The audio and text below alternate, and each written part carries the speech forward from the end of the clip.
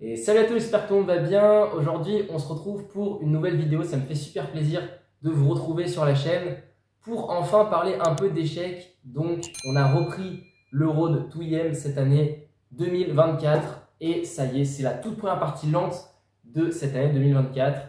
Donc, on joue le tournoi fermé de Lyon qui s'est déroulé fin février. Et on va revenir sur ce tournoi avec des très belles parties. Donc, tournoi très relevé. Il y a majoritairement des jeunes entre 2100 et 2300 Elo. Donc c'est un tournoi avec que des jeunes prometteurs. C'est vraiment un tournoi pas facile. On est appareillé ronde 1 contre Yanis Aubry, classé 2250 Elo, qui a une trentaine d'années, qui est très sympathique.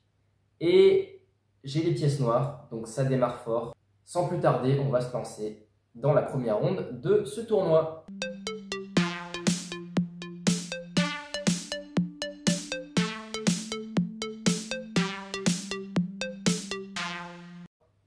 E4 de la part de Yanis, E6, hein, vous le savez, moi j'affectionne la défense française et je la joue de plus en plus ces derniers temps. D4, D5, E5, il m'envoie la française d'avance.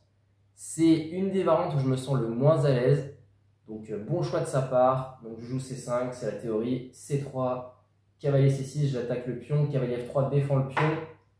Et je joue fou D7, qui est une petite sous-ligne. Le grand quiz, c'est dame B6. Mais moi, je décide de jouer fou D7. Fou E2. Et là, si vous suivez la chaîne, vous savez qu'ici, j'adore jouer le coup F6.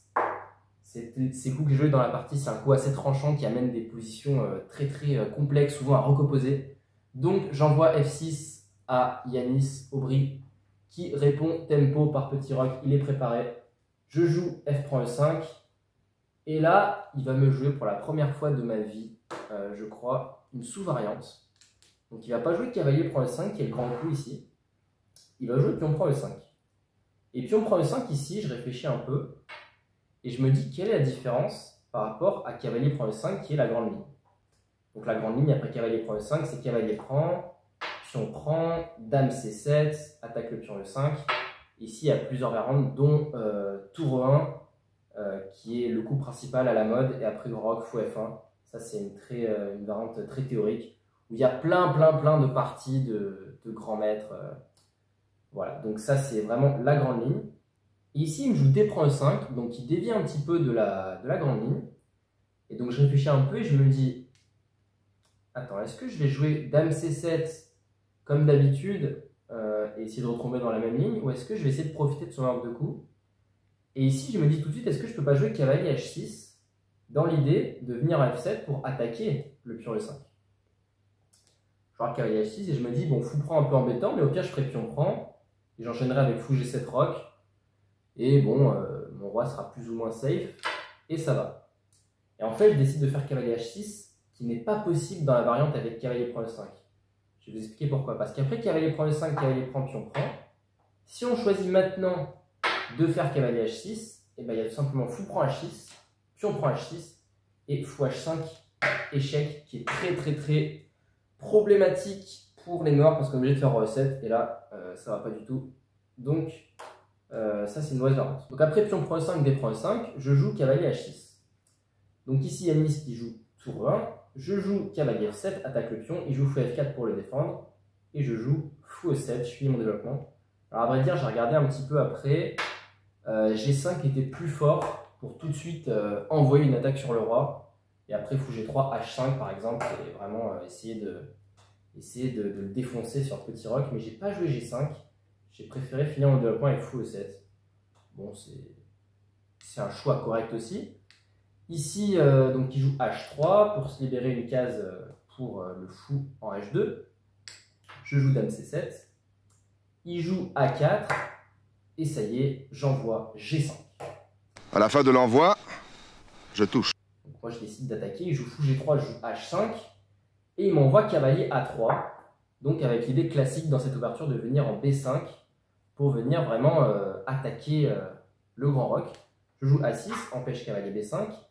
Et dame B1, qui est un coup assez malin de sa part.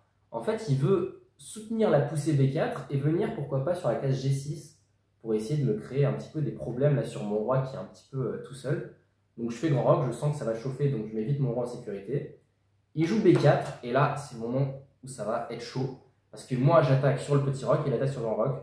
Donc c'est celui qui va arriver en premier qui va gagner. Donc moi j'envoie sans perdre de temps G4. J'attaque le cavalier. Il joue B5. Je fais pion prend F3.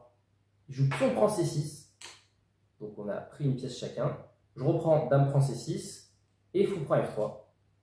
Et on arrive dans cette position. Donc moi j'ai la colonne G ouverte sur son roi, il a la colonne B ouverte sur mon roi. Donc ça va être très chaud. J'envoie cavalier G5. Attention, je menace de prendre F3 pour lui faire une structure assez faible. Donc il joue en toute logique fou D1. Et je joue cavalier E4.